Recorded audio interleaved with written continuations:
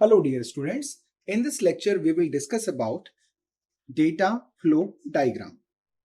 As you can notice that the term data is there, data का कहीं ना कहीं flow हो रहा होगा, है ना? So आप ये समझ सकते हैं कि एक पर्टिकुलर बॉक्स है, यहाँ से डेटा दूसरे बॉक्स में जा रहा है, तो क्या डेटा में कुछ परिवर्तन होगा या सिर्फ एक पाइप की तरह है कि बस यहाँ से सप्लाई किया और एंड में पहुंच गया? ऐसा नहीं है। ये अपने लेवल पर जो भी डेटा यहाँ पे सप्लाई हो रहा है उसको प्रोसेस कर रहा है। फंक्शनल डायग्राम बोलते हैं अपन इसको बेसिकली। तो यहाँ पे कुछ फंक्शन परफॉर्म हो रहे हैं, देन जो ट्रांसफॉर्म रिजल्ट है वो यहाँ अगले लेवल पे आएगा। लाइकवाइज ये फॉलो करता जाता है। तो अपन ने ये पिछले लेक्चर में भी इसको डिस्कस किया था। फंक्शनल लेवल पर मॉडलिंग के लिए हम क्या करते हैं, डेटा फ्लो डायग्राम ड्रॉ करते हैं। So the DFD also known as bubble chart, इसको अपन बबल चार्ट भी बोलते हैं। बबल चार्ट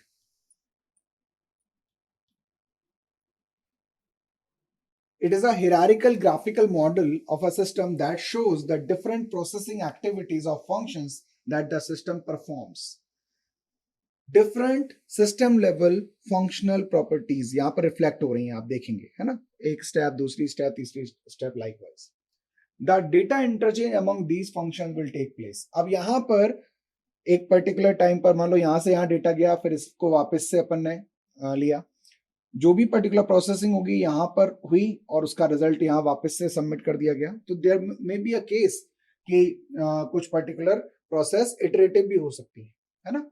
सो आपको जो डायग्रामेटिक वे में रिप्रेजेंटेशन करना है वो उसी पर्टिकुलर प्रोसेस का करना है जो रिक्वायर्ड है ना? सो जो प्रॉब्लम जो भी थी उसको सॉल्व करने के लिए एक डेटा फ्लो डायग्राम लिखा जा रहा है और उसमें डिफरेंट स्टेजेस हैं और उनको हम according to the requirement functional level पर डेमोन्स्ट्रेट करेंगे। ठीक है?